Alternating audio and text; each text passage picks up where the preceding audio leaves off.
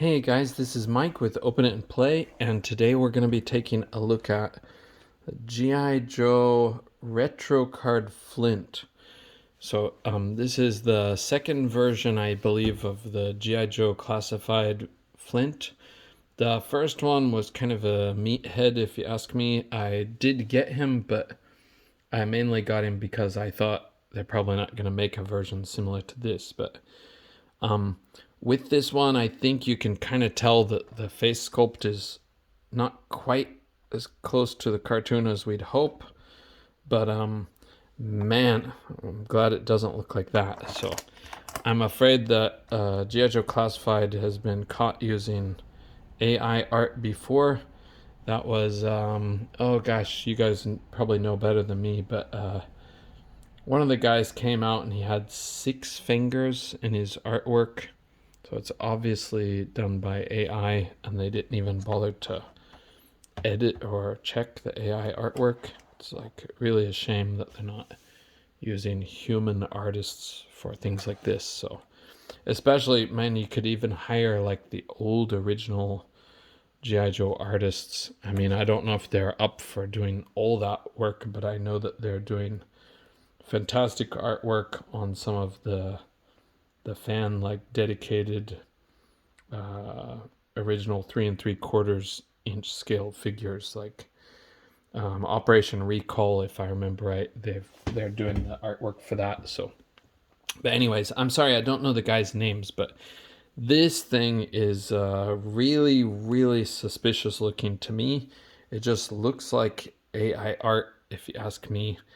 I might be wrong, but I'm pretty confident in saying it. So this CoverGirl one that we'll also take a look at pretty soon. This one also looks pretty suspicious, if you ask me. But anyways, a lot of these companies are folding to save money, giving up their values, and as a result, artists are losing jobs. So it's kind of a sad state of affairs. But anyways, let's take a look at this figure. I think the figure himself is decent, but I haven't checked him out yet. Okay, so I just cut the package on either side like this, so it's kind of easy to get out, and it's kind of hard to tell that it's been opened. So, but I may not display these packages. I have plenty of Marvel things to display. And if we see Flint fresh in the packaging, you can see what he comes with. So he's got a shotgun, a pistol, a few alternate hands, which is great because the old ones didn't have that. He's got he's got a couple of fists here. He's got a pointing finger. He's got kind of an open palm hand, and then he has his 2 trigger fingers that are already on the figure. He does have his little beret and a backpack with a little bit of paint on it. It has just the paint for, I guess it's maybe flares. I'm not positive what it's supposed to be. But let's look at his accessories first. I gotta pop these guys out of the package.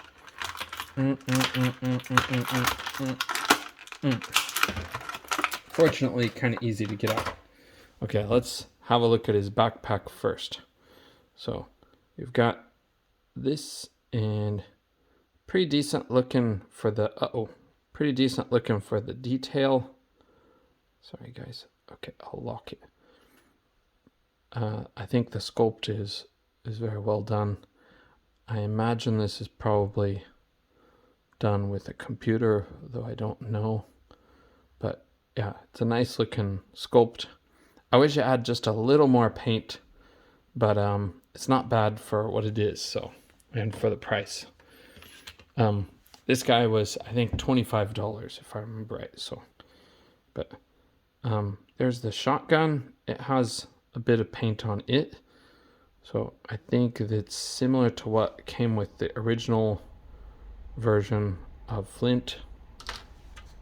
I never had him in the old days. I did get him like as an adult, but if you can see, this gun also has pretty good details, but It's not exactly the most realistic looking, but as a G.I. Joe weapon, I think it looks pretty good.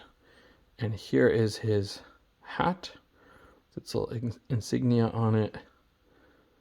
So, beret. Am I crazy? I think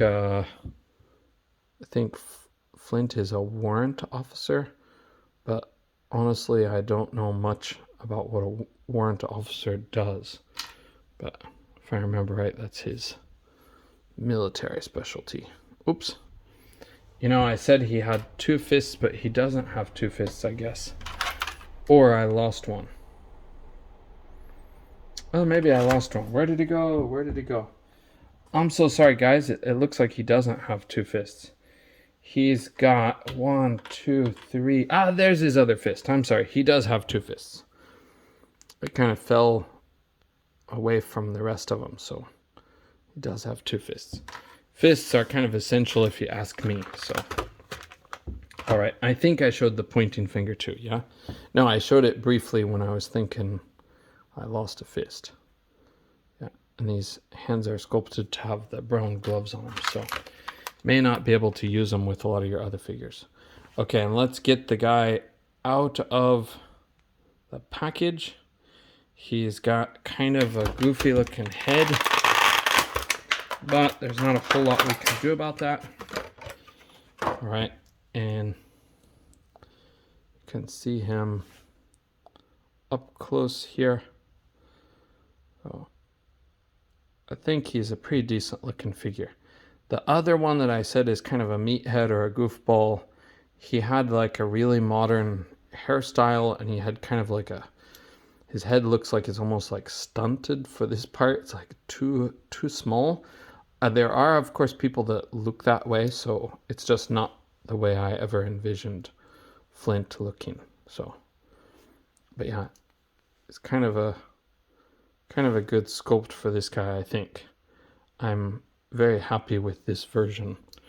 Okay, and we're gonna take a look at his posing, if I can make the camera focus the right level. Okay, so he's on the usual G.I. Joe classified neck joint, so it can look up this high, look down this much. His arms will go around up to here. Wow, that's pretty good. Up to here, and he does have bicep cut, double jointed pinless elbows, kind of the standard. And we saw all those hands. He does have this little wrist watch. Yeah, it's a watch, and it actually displays the time on there, but I don't know if I can make this thing focus for you guys to see it. Can you see it? Can you see it? You cannot see it, I'm afraid. My phone is supposed to be really good, but it is an older phone. But can you see that? Maybe. It says 12 o'clock sharp, so it's kind of cool they put that much detail into it. But I'm sorry, I can't show it to you very quickly or very easily. So, okay, and I forgot to tell you, he does have his butterfly joint, and as far as I can tell, it's quite functional compared to most G.I. Joe classified butterfly joints. Most of them, sadly in my opinion, most of them are kind of garbage or don't seem to work, but this one seems to work pretty well. So I like the inclusion, and I like how improved the performance is for this butterfly joint. So, okay, and then he does have the diaphragm joint. Get to the side. I'm going to do them together because it is pretty hard to separate the two. Over to each side. Okay, and forward, he likes to bend back, so he can't bend forward a lot, back quite a bit.